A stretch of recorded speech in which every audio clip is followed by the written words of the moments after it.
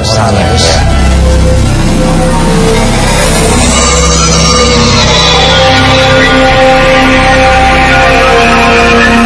Kemudian yang ini kalewang. Kalewang itu sama dengan pedang, parang. Ini besi tempaan yang melalui empu itu.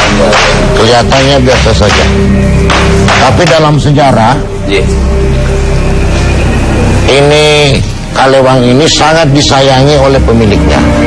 Pemiliknya adalah salah seorang raja yang sebelum Arupalaka menjadi raja. Pada waktu si raja yang punya ini berpulang ke Rahmatullah Makkah, meninggal, ditanam sama-sama dengan paramnya ini. Tapi besoknya param ini naik lagi.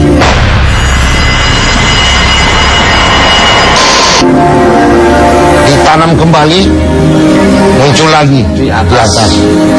3 kali selalu muncul. Akhirnya disepakati tidak jadi ditanam. Akhirnya param ini dinamakan Latiariduni. Latiariduni artinya tidak mau ditanam. Ini keris.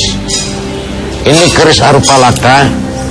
Ini keris menurut sejarah yang pernah kita dengar, yang kita dapatkan, bahwa ini didapatkan di sungai Palaka ketika Arupalaka masih belum menjadi raja.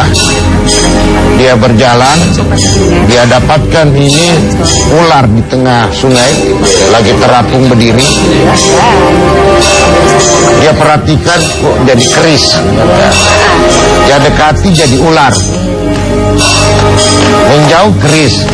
Akhirnya dengan niat dan izin Allah dia mengatakan, keris ular saya ambil karena Allah.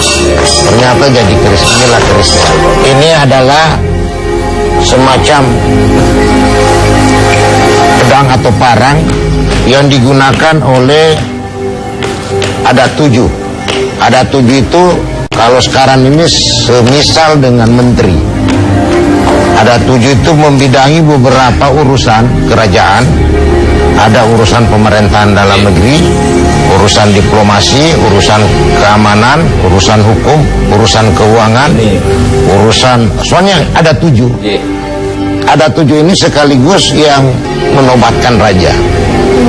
Nah, ini senjata mereka yang gunakan kalau berperang. Ini kelihatan seperti biasa. Ternyata ini terbuat dari tulang selangkangan manusia. Mengeluarkan benda-benda pusaka ini, kenapa dilakukan ritual seperti ini? Yang namanya benda-benda pusaka kan kita takutkan ada apa? Ada unsur-unsur yang menurut jangkauan manusia tidak mampu, sehingga harus kita minta izin. Dan itu tradisi turun-temurun yang kami lakukan. Dan tradisi yang ada di Boni memang dilakukan oleh bisu. Kita lihat tadi itu kalau dia meritualkan dengan menusuk dirinya dengan keris, dan itu keris asli. Itu menandakan bahwa ada sesuatu keajaiban yang muncul. Sampai bengkok ya, ya. Lihat tadi.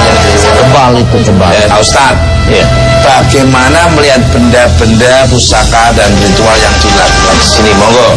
Karena memang ini peninggalan raja-raja dulu, istilahnya yang menjadikan kayak Boni ini menjadi suatu kerajaan kemudian jadi pemerintahan. Sama seperti pedangnya Rasul yang dimuseumkan, nah, istilahnya dilestarikan istilahnya. Perbedaannya kalau pedang Rasul yang di museum itu kan tidak ada upacara seperti ini, karena beliau memang secara totalitas menganut syariat yang mutlak istilahnya. Zaman dulu memang tidak bisa disalahkan, karena proses Islam masuk ke Indonesia itu pasti tercampur dengan Hindu. Nah, kondisi-kondisi yang seperti ini masih dilestarikan. Di antara empat ini mana yang paling kuat? Yang paling kuat sebenarnya Ime lihatnya di sini sih dari tadi. Di sini Ime lihat seperti tidak jauh seperti Raja Arum Palaka. Energinya sangat kuat, yang jaganya pun sangat gagah, kuat, kekar ya, laki-laki seperti itulah. Sejak kapan ritual ini dilakukan dan Apa saja yang ada, benda-benda yang dilibatkan untuk ritual? Semenjak kerajaan Bone ada itu, ritual-ritual seperti ini sudah ada dan dilaksanakan sesuai dengan kepentingan dan fungsinya. Jadi kalau kita berbicara benda-benda pusaka, ritualnya juga lain. Kalau berbicara kaitan dengan agama, ritualnya juga lain. Kemudian seperti ini memang menurut ini yang dibutuhkan ritual ini. Contohnya misalnya kita lihat ada jeru ini. Jerunya tujuannya untuk membersihkan benda-benda pusaka. Kemudian ada semacam telur dan ini daun sirih. Daun sirih, ya. Kemenyan ya. Kemenyan, ya. Kemudian ini ada beras yang warnanya macam-macam. Itu bagian untuk menabur sebenarnya seperti yang dilakukan tadi. Sebenarnya ini air, ini air dari 7 sumber air, 7 sumur. Jadi setiap mau membersihkan benda pusaka memang harus disiapkan air dari 7 sumur yang dijadikan sumur sakral di wilayah Kabupaten Bone, yang biasa digunakan oleh panglima-panglima perang dulu dan pasukannya ketika mau bertempur mandi pada sumur-sumur itu. Semuanya punya kelebihan. Inilah dicampur menjadi satu air dalam tempat biasanya. Kabarnya di tempat ini terdapat potongan rambut Arung Palaka. Kenapa rambut beliau dipotong? Arung Palaka itu biasa disebut Pertama Lampe Gemonya, artinya raja yang panjang rambutnya.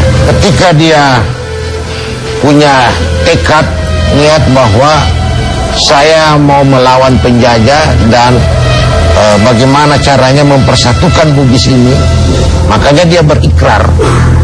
Sebelum dia pergi dia mengatakan, saya tidak akan kembali ke negeri ini sebelum saya mampu mempersatukan tanah Bugis dan menghilangkan perbudakan. Setelah itu mereka ternyata mampu menjadi raja di raja, makanya diberi anugerah The Koning de Bugis oleh Belanda, raja di atas raja Bugis.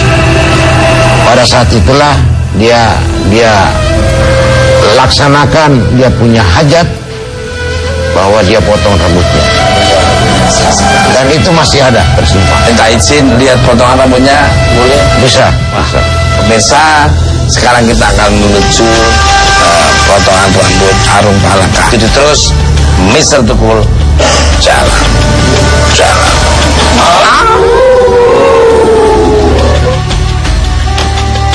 Karena memang ilmu dulu itu ya cukup langka, cukup tinggi, ya bisa aja ilmu sebagian dari ilmu beliau sendiri, Raja Arung Palaka, ada yang di dalam rambut.